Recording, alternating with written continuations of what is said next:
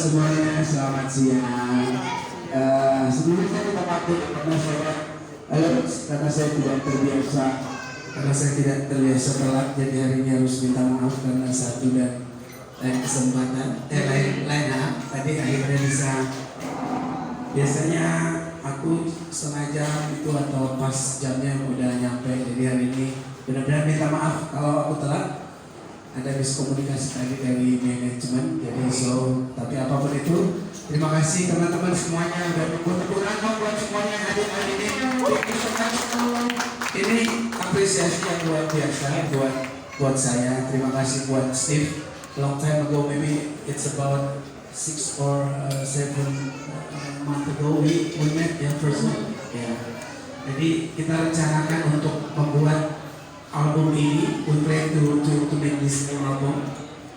Jadi senang banget karena sebenarnya dulu udah pernah juga beberapa kali kerja sama KFC, dan hari ini di album ini aku bisa bertukar pikiran dengan Steve apa yang bisa dibuat untuk di masa yang sulit ini menjual sebuah album. Tapi setiap artis masih pengen banget punya yang namanya album, ada covernya, ada bentuknya, ada tanda tangannya, dan itu zaman sekarang kan agak sulit. Jadi mungkin salah satu yang paling masih bisa kita dapatkan ya di KFC gitu, karena masih ada dalam bentuk fisiknya. Dan puji Tuhan lagi, alhamdulillah ini bisa terjual sampai di atas 600.000 dalam waktu hampir 9 bulan. Itu buat saya adalah satu pencapaian yang luar biasa. Artinya lagu-lagu saya masih sangat disukai, diminati, masih banyak yang galau-galau di luar sana, banyak yang ingin bercerita tentang cintanya. Akhirnya saya bisa menceritakan itu lewat lagu-lagu saya. Dan terima kasih buat teman-teman wartawan, terima kasih Jody Kamal seluruh Indonesia. Tim KFC yang selalu juga menjual album saya tadi, seperti kata Mas Renaldi tadi. Jadi kalau tanpa kerjasama yang bareng-bareng pasti semuanya nggak bisa. Jadi saya terima kasih. Mudah-mudahan album-album berikutnya bisa terjual jauh lebih banyak lagi. Amin. Oke. Bang Judika, mau nanya tips kalau bikin sesuatu dulu, tapi saya lebih mikir bukan jumlah penjualannya, tapi lebih ke apa sih yang mau disampaikan. Waktu itu pasti sulit banget, karena aku ingat banget sampai judulnya kan teruslah berharap dia. Mudah-mudahan dibikin di masa pandemi, orang nggak yakin bikin karya, orang semuanya lagi tiarap. Dan saya kebetulan orang yang nggak bisa diam di rumah, jadi hampir 3 bulan, 4 bulan pertama kita semuanya lagi mengamati situasi. Semua saya kerjain dari rumah, saya di YouTube dari rumah, saya bikin karya dari rumah, saya bikin album ini juga dari rumah, dan saya memberikan pesan untuk teruslah berharap ini juga dari rumah. Iya, saya masih ingat bikin video klipnya itu di atas genteng, rumah saya, karena saya nggak bisa kemana-mana, kita nggak boleh ketemu orang.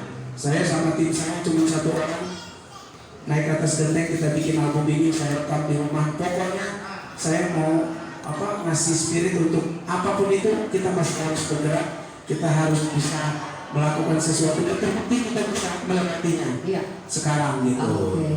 Mau nanya dong, abang kan sibuk bakal ada aktivitasnya banyak, mau di mana-mana, tapi kok masih mau visit sih?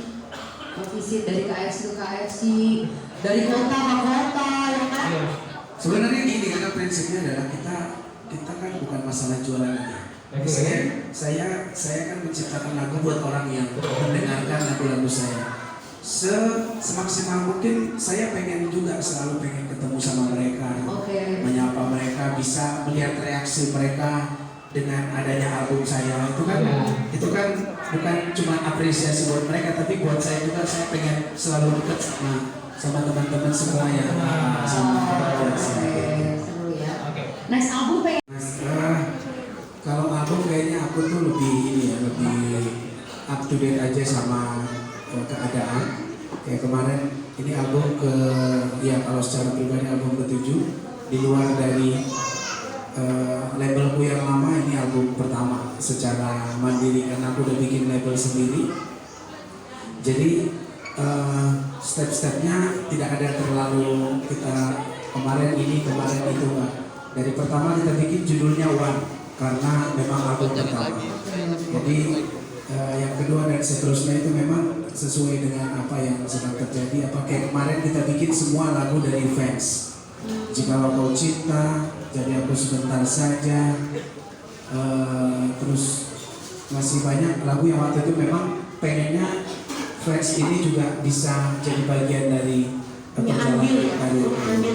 Dan sudah terbukti mereka ada yang udah bisa beli rumah dan bisa benar-benar mencapai cita-citanya juga lewat sesuatu yang mungkin nggak pernah terbayangkan. Tapi ya rencananya hanya kayak gitu kayak kemarin karena pandemi. Kalau tahun ini memang akan bikin sesuatu yang besar, mungkin agak lebih grande karena memang menuju ke konser tunggal gitu. Jadi mungkin tema-temanya masih tetap cinta, hati, perasaan, happy. Jadi seputar cinta dan mungkin ada beberapa lagu yang tentang motivasi untuk bangsa atau orang untuk semangat lagi dalam hidup. Tapi kalau planningnya tidak, planningnya tetap intinya adalah Judika itu selalu bicara tentang cinta aja, cinta untuk siapapun.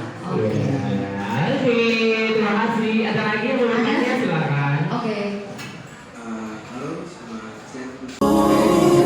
Di Jakarta. Aku kan berjuang, teruslah